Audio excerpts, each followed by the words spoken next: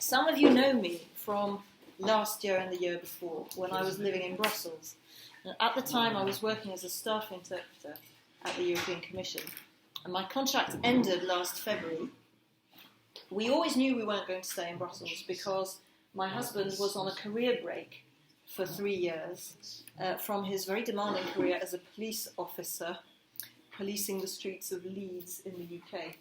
So we did a role reversal. We decided we would come to Brussels. I would go back into the booth and work full-time as an interpreter. He would look after the kids.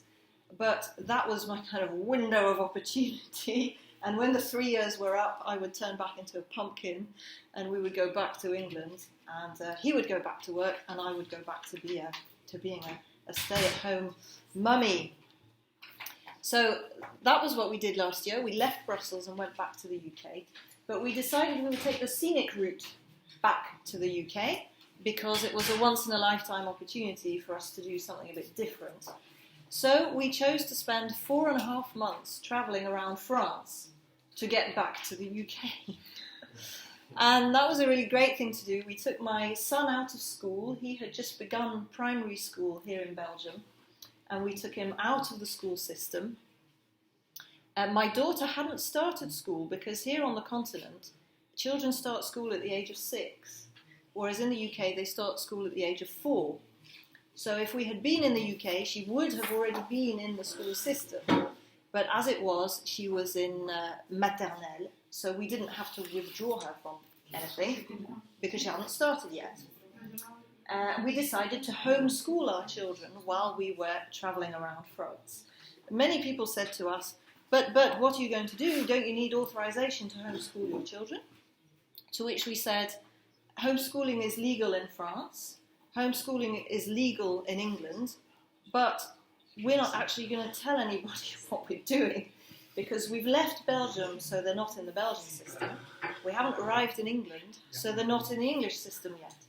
So we sort of went under the radar for a few months and did our own thing, off-piste. And we decided to spend those 4.5 months doing something that was important to us. My husband is a bit of a tree hugger. He has a very green conscience.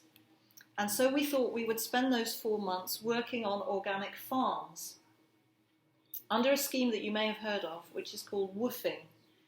Woofing is an acronym. It stands for Worldwide Opportunities on Organic Farms. And we thought this would be a good way to reconcile his environmental principles, which have become mine, because what's yours is mine when you're married. And also it was quite a cost-effective way of travelling around France. Otherwise we would have had to pay for 5 months of accommodation somehow. And we thought it would also be a good way to meet people and speak French. So I'll talk a little bit more about that in a moment. Just to say a few words about how we planned our trip. Woofing is now a system or organisation that has a website. So like many of these schemes, you can register to be either a host or a guest. So if you're an organic farmer, you can go onto the website and register as a host, give a description of your farm and the kinds of activities that you do.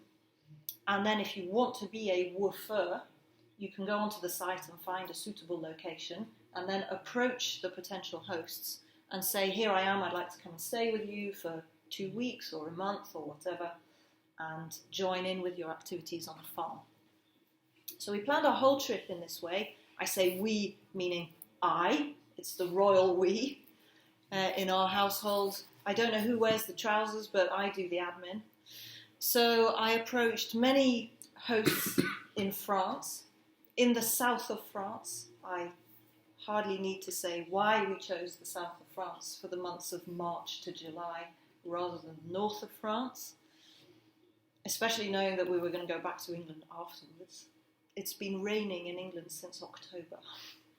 So we thought we'd see the sun. I approached many hosts, and the biggest problem that we had was that we were a family of 4. And usually organic farms are set up to host one woofer at a time, probably a strapping young Australian lad who's going to have the muscle power to chop down trees and build things. And some organic farms are set up for couples or for two people who are willing to share a room. But they're on the whole not set up to welcome a couple plus two children aged 6 and 5, plus a lot of homeschooling activities. So we had to do a bit of selling ourselves. And I wrote a very long letter to explain why we had marvellous skills that might be desirable for our hosts. For example, my husband has done a course in tree surgery, so he's quite handy with an electric chainsaw.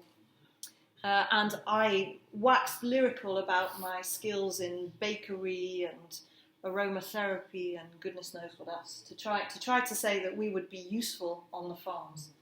And we also appealed to the filthy lucre side of things, because we said to our hosts, look, we understand that you can't put us up and feed us, all 4 of us.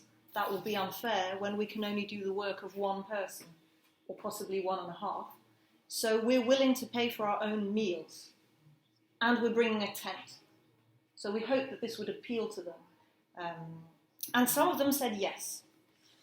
Some of them also said no, for reasons which we could understand. They didn't have room, or they had concerns about safety, because, for example, they had a large flock of sheep and 3 quite dangerous guard dogs, and they felt it would be dangerous for the children. Or they were beekeepers, and that was the point. I wanted to learn about beekeeping, but they said, we're not prepared to take the risk of having your 2 young children around the bees. So I understood the reasons. We ended up with enough hosts, and off we went around France. We stayed with 7 different hosts, and the activities varied from baking artisanal bread in a wood-fired oven to extracting honey from beehives, to milking goats, and I have the flea bites to prove it, to building dry stone walls, rebuilding bridges with timber that had been felled in the woodland that belonged to our hosts.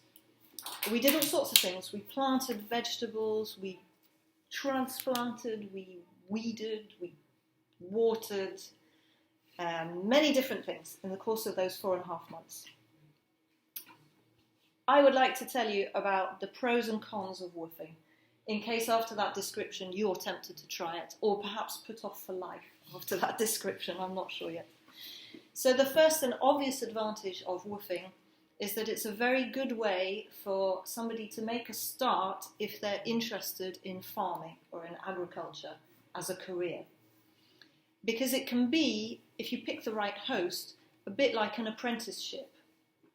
You can go and learn the skills from someone who lives that lifestyle, who's been doing it perhaps for 10 years, and who can really pass on their knowledge and expertise. And also you can get a feel for what it's like to actually live like that and decide whether it's for you. You know, living with these hosts, we realised that often they were very cash poor, although they were rich in other ways, and they worked incredibly long hours. And some of them could never get away. If you have goats, you can never get away. I did know that goats are ruminants. I didn't know that they have to eat something every 3 hours. You can obviously never get away. And the family that we stayed with had a 4-year-old daughter. They couldn't ever have a day out with their daughter together. Either the mother had to take the daughter to the beach or the father. But they couldn't both go because one of them had to look after the goats or make the cheese. So it's a good way of getting an insight into what it's like living like that. Another good thing about woofing is that even if you don't want to be a farmer, it's a nice way to travel and to experience a different lifestyle. And there is a woofing charter which your hosts are supposed to sign, according to which you are only supposed to work 5 hours a day, and they are supposed to spend some time with you outside of work, perhaps showing you the sights, showing you around their region, sharing typical dishes of the region, that sort of thing. We found on the whole that they didn't do that because they didn't have time. But in theory, they should. And woofing is certainly a nice way to travel. And it's free. They put you up, they feed you, you do the work in exchange. Another good thing about woofing is that it's a way to get involved in a cause that you believe in. If you have strong feelings about organic farming versus intensive farming practices nowadays, if you have a strong environmental conscience, then it's a good thing to get involved in. And finally, it's a great way to meet people. If you're interested in the organic movement, you'll already have something in common with those people. And on the whole, we found them to be friendly, welcoming, and interesting people. Now, of course, there's a downside to woofing. There's a downside to everything. And the chief criticism of the woofing scheme, which is something the French government has taken an interest in, is that the hosts have sometimes used woofers as a form of virtually slave labour, or certainly very cheap labour, because they don't pay the woofers, they just pay for their food, and they have to provide accommodation for them. And sometimes the hosts have made the woofers work far more than their 5 hours a day. So it's been a form of exploitation, and it's been a way for some hosts to avoid employing someone on a proper contract with all the obligations that come with that. Another potential disadvantage of woofing is that sometimes the work can be boring and repetitive. It rather depends which host you end up with. But for example, our first host was a very nice lady who had a nursery. And I spent, I think, 3 days transplanting basil seedlings, 3,000 basil seedlings, into slightly larger pots. But that's life. That's her life at that time of year. And we were fitting in with her life at that time of year. But you have to be realistic if you go woofing. The work that you do won't necessarily be fun work. It might be repetitive, and it might be boring, or it might be arduous. So you have to be willing to do that. Another potential disadvantage is that you don't learn enough when you're woofing. You go there with the intention and the hope that you will learn something. I wanted to learn to make cheese. And I found that in 2 weeks on a goat farm, my host accepted my presence in her dairy for half a day. Because she had other stuff on her mind, she didn't want me around. She actually wanted me to be building stone steps and better access to the toilet block. Her vision of woofing was different from mine. She wanted woofers who would be independent and do their own thing and not take up her time. So sometimes you don't learn what you want to learn. I went to the beekeeper in the hope that I would learn about bees so that I could have beehives myself. It wasn't like that. He was busy moving the hives from one place to another so that they could get a different type of blossom. And he was travelling hundreds of kilometres every evening to go and visit his hives and move them. If I had gone with him, I would just have slowed him down. I would have been in his way. He didn't want me for that. He wanted me for childcare, to look after his daughters so he could go and move his hives. So it's very important to clarify in advance what your expectations are, because it doesn't always work out the way you expect. And final disadvantage could be a disadvantage for some people, the living conditions. They are not always what you expect, and they are not always what you're used to. So again, you have to be flexible. We were quite lucky with the accommodation we were offered, but certainly I ended up with the flea bites. When I got the flea bites, I wasn't sure whether they were bed bug bites, given the mattresses that we were sleeping on. There were a lot of dry toilets that didn't always have a wash basin to wash your hands in afterwards. There were a lot of occasions where we were eating outside, food that was crawling with flies in a way that I found perfectly revolting. There are many things that you have to adapt to if you choose to live somebody else's life for 2 weeks. But you can survive almost anything for 2 weeks, on the other hand. That was our experience anyway. So I can see that I've been going on at some length. I will try and wrap it up by saying the stays that were most successful for us were the ones where we actually lived under the same roof as our hosts. It was less successful when they farmed us out into a bedsit.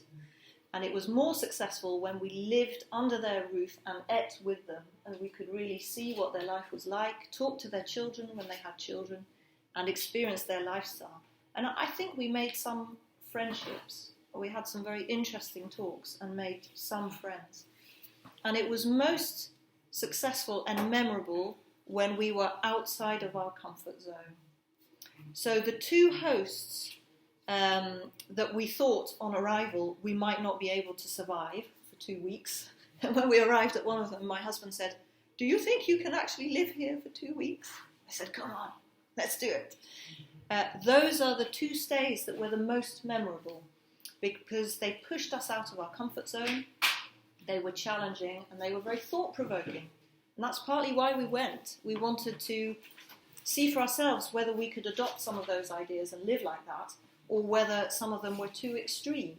The goat farm people described themselves as "nous sommes des jusqu'au-boutistes écologiques," eco-extremists. And by our standards, they were a little bit extreme. And that was good for us. It made us think.